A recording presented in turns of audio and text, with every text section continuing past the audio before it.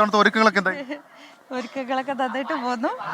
എല്ലാ വർഷവും പാൽക്കുളക്കര വീട്ടിലാണ് ഇടാറുള്ളത്. അപ്പം എനിക്ക് തിരിച്ച് വീട്ടിലൊക്കെ വന്ന് നമ്മുടെ നാട്ടുകാരെയൊക്കെ ഒരുമിച്ച് കൂടുക എന്നുള്ള ഒരു സംഗമം കൂടിയാണ് പൊങ്കാല എന്നുള്ളത്. അപ്പോൾ ഈ വീട്ടിൽ വന്നത് മുതൽ ഇവിടെ തന്നെയാണ് പൊങ്കാല ഇടുക. കൊച്ചുനാളിലൊക്കെ നമ്മൾ അമ്പലത്തിൻ്റെ അടുത്തൊക്കെ പോകുമായിരുന്നു.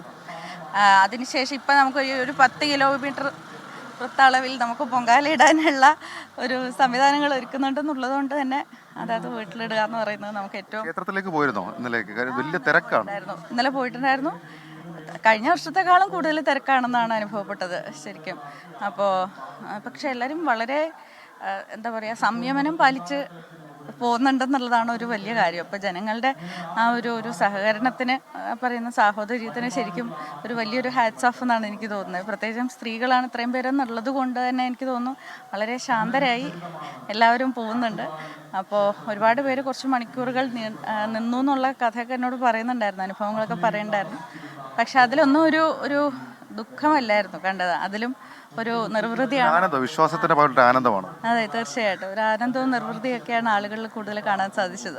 നമ്മൾ ഇടുന്നത് എന്താ ഉണ്ടാക്കുന്നത്, നമ്മൾ പൊങ്കാലയായിട്ട് നിവേദിക്കുന്നത് എന്തായിരുന്നു? നമ്മൾ ശർക്കര പൊങ്കലാണ് സാധാരണ ചെയ്യുന്നത്. കുറച്ച് അരവണ പോലെയാണ് ഞങ്ങൾ എല്ലാ പ്രാവശ്യവും ചെയ്യാറുള്ളത്.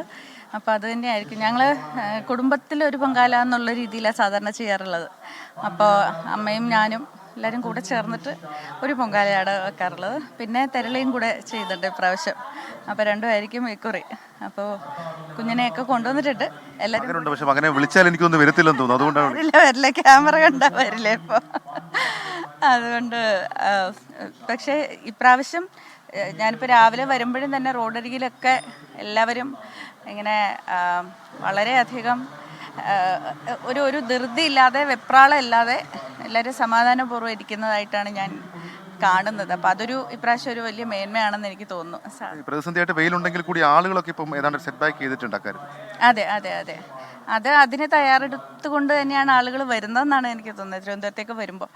അപ്പോൾ ഒരു വലിയൊരു സാഗരമല്ലേ ശരിക്കും, വനിതകളുടെ ഒരു സാഗരം എന്നുള്ളൊരു രീതിയിലാണ് നമുക്ക് കാണാൻ കഴിയുന്നത് പൊങ്കാല. അപ്പോൾ എല്ലാ പ്രാവശ്യവും ഞാൻ ഈ വനിതാ ദിനത്തിനായിട്ട് നമ്മൾ പരിപാടികൾക്കൊക്കെ പോകുമ്പോഴും ഞാൻ പറയുന്ന ഒരു കാര്യമുണ്ട്, ശരിക്കുള്ള വനിതാ ദിനം നമുക്ക് കേരളത്തിൽ നടക്കുന്നത് ആറ്റുകാൽ പൊങ്കാലയിടാന്നാണ്. ഇത്രയും വലിയൊരു വനിതാ സംഗമം നമുക്ക് ഇതിന് മുൻപോ പിൻപോ ഒന്നും കാണാൻ കഴിയില്ല. ഒരു പക്ഷേ ലോകത്തിൽ ഒരിടത്തും തന്നെ കാണാൻ കഴിയില്ല എന്ന് തോന്നുന്നു. അതും ഇത്രമാത്രം സന്തോഷത്തിൻ്റെ ഇത്രയും നമ്മളിപ്പോൾ ഈ പറയുന്ന പോസിറ്റിവിറ്റിയുടെ വൈബ്സ് എന്നുള്ളതുണ്ടല്ലോ, അത് അത്രമാത്രം വരുന്ന ഒരു സംഗമവേദി എന്നുള്ളതും കൂടെ അതിൽ വളരെയധികം പ്രാധാന്യം അർഹിക്കുന്നു എന്നാണ് എനിക്ക് തോന്നുന്നത്.